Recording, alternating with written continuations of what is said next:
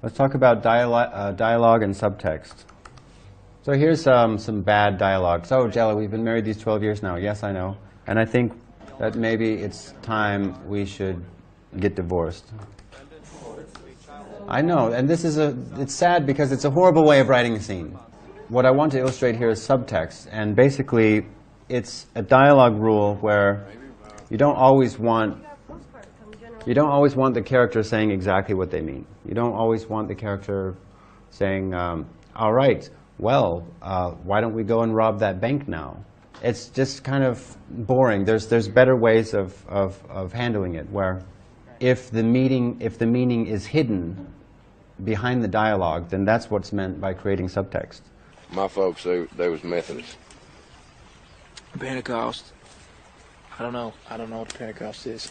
Mom never explained it to me. I guess it's when the world ends and fellas like you and me march off to hell. A good example of this is the movie Michael Clayton. Has anyone seen that? So Tilda Swinton has to stop George Clooney and Tom Wilkinson from exposing the company. And she tries this, she tries that, and then she approaches a thug with the intention of asking him to kill George Clooney. And she never says, I need you to kill George Clooney. See?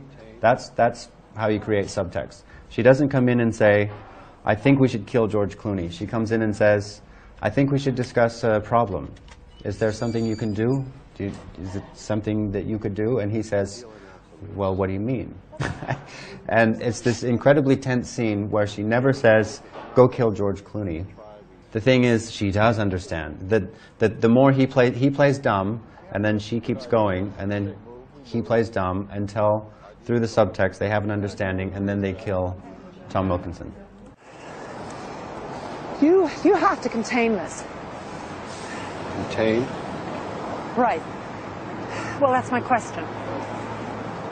What's the option that we're looking at along those lines? You're talking about the paper, the data? Well, I'm wondering if there is some other option. I mean, something I'm not thinking of. We deal in absolutes. Okay. I understand that. I do. I mean, the material, the papers, I'm not a lawyer. We try, we do what we can. Well, the other way is the other way. Subtext is a dialogue trick. That when you're writing dialogue, you don't have the characters say specifically exactly what they mean. As Larry said, you imply it. So in that way, the audience has to figure out what's going on. So when you reveal a character slowly, the audience has to piece things together. When you plot out clues, the audience has to piece it together. And that also applies to dialogue. If the dialogue isn't on the nose, the audience enjoys piecing the mystery together.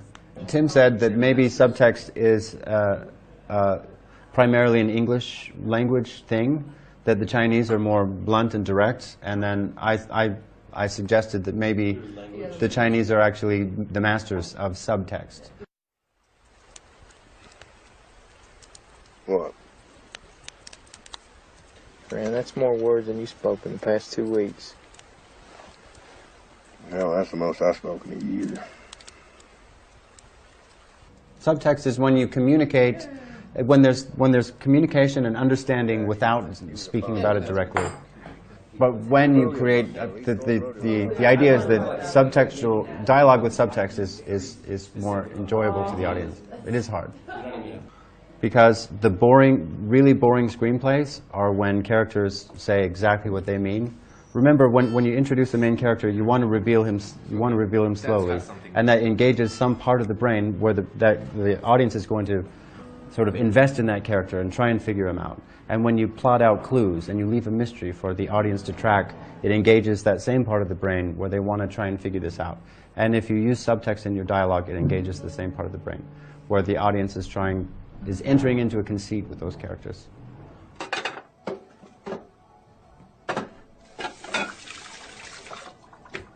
You ought to get married again, Ennis. Me and the girls worry about you being alone so much. Well, once burned.